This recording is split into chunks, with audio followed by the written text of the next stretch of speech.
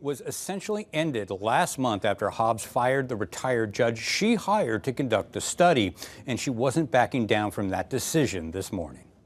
Well, let me first say that I appreciate Judge Duncan for the work that he's done, but it became clear in the process that he was just not up to the task. Governor Hobbs was referring to retired federal judge David Duncan, whom she appointed to review Arizona's execution protocols.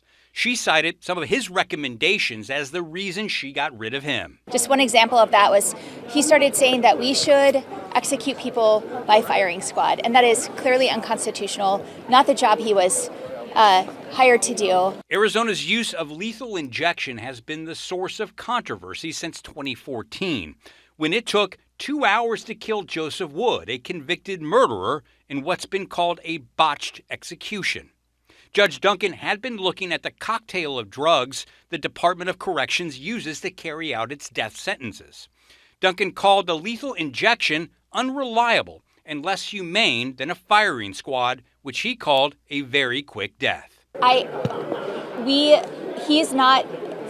This report is not what we're relying on. He clearly was not up to the task. I'm grateful for the work he did, but we decided to go in a different direction. The Arizona Department of Corrections carried out a separate review of the state's execution process that said the state is ready to move forward. Hobbs said she was confident in that report, but refused to say if she believes lethal injection could be carried out humanely.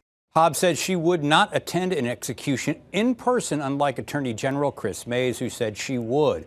Mays is seeking a death warrant against a man who killed his ex-girlfriend's ex-boyfriend back in 2002. In the newsroom, Dennis Welch, Arizona's Family.